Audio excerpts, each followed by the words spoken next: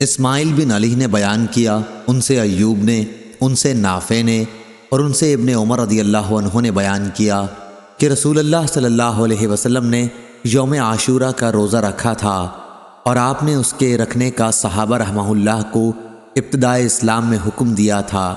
جب ماہ رمضان کے روزے فرض ہو گئے تو عاشورہ کا روزہ بطور فرض چھوڑ دیا گیا۔ عبداللہ بن عمر رضی اللہ عنہ عاشورہ کے دن روزہ نہ رکھتے مگر جب ان کے روزے کا دن ہی یوم عاشورہ آن پڑتا۔ صحیح بخاری حدیث نمبر 1892۔ لیث نے بیان کیا، ان سے یزید بن ابی حبیب نے اور ان سے اوراق بن مالک نے بیان کیا، انہیں عروہ نے خبر دی کہ ام المومنین عائشہ رضی اللہ عنہا نے فرمایا، قریش زمانہ جاہلیت میں عاشورہ کا روزہ رکھتے تھے، پھر رسول اللہ صلی اللہ علیہ وسلم نے بھی اس دن روزے کا حکم دیا۔ پھر رسول اللہ صلی اللہ علیہ وسلم نے فرمایا کہ جس کا جی چاہے یوم عاشورہ کا روزہ رکھے اور جس کا جی چاہے نہ رکھے۔ صحیح بخاری حدیث نمبر 1893۔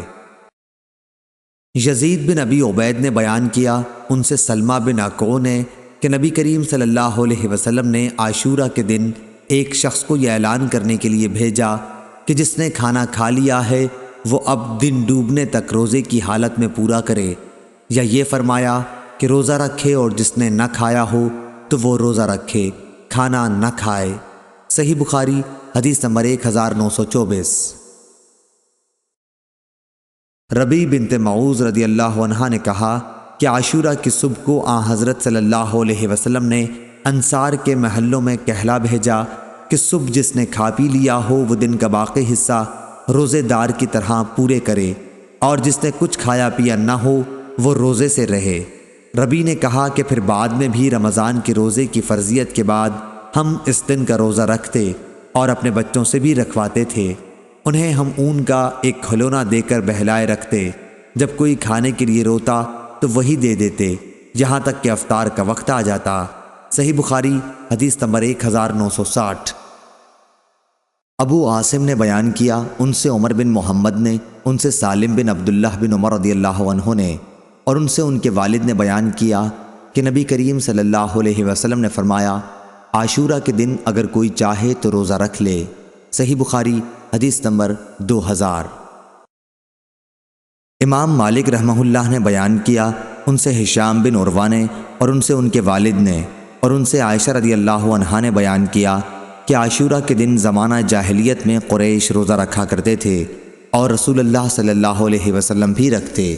پھر جب آپ صلی اللہ علیہ وسلم مدینہ تشریف لائے تو آپ نے یہاں بھی عاشورہ کے دن روزہ رکھا اور اس کا لوگوں کو بھی حکم دیا، لیکن رمضان کی فرضیت کے بعد آپ صلی اللہ علیہ وسلم نے اس کو چھوڑ دیا اور فرمایا کہ اب جس کا جی چاہے اس دن روزہ رکھے اور جس کا جی چاہے نہ رکھے۔ صحیح بخاری حدیث نمبر 2002۔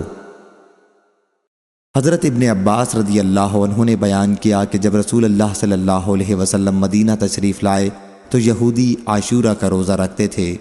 حضرت صلی اللہ علیہ وسلم نے ان سے اس کے متعلق پوچھا تو انہوں نے بتایا کہ اس دن حضرت موسیٰ علیہ السلام نے فرعون پر غلبہ پایا تھا۔ آپ نے اس پر فرمایا کہ پھر ہم ان کے مقابلے میں حضرت موسیٰ علیہ السلام کے زیادہ حقدار ہیں، مسلمانوں تم لوگ بھی اس دن روزہ رکھو۔ پھر آپ صلی اللہ علیہ وسلم نے یہود کی مشابہت سے بچنے کے لیے اس کے ساتھ ایک روزہ اور ملانے کا حکم صادر فرمایا جو اب بھی مسنون ہے۔ صحیح بخاری حدیث نمبر 4737۔ یحییٰ قطان نے بیان کیا، ان سے یزید بن ابی عبید نے، ان سے سلمہ بن اکوع رضی اللہ عنہ نے کہ رسول اللہ صلی اللہ علیہ وسلم نے قبیلہ اسلم کے ایک صاحب ہند بن اسما سے فرمایا کہ اپنی قوم میں یا لوگوں میں اعلان کر دو عاشورے کے دن کہ جس نے کھا لیا ہو وہ اپنا بقیہ دن بن کھائے پورا کرے اور جس نے نہ کھایا ہو وہ روزہ رکھے۔ صحیح بخاری حدیث نمبر 7265۔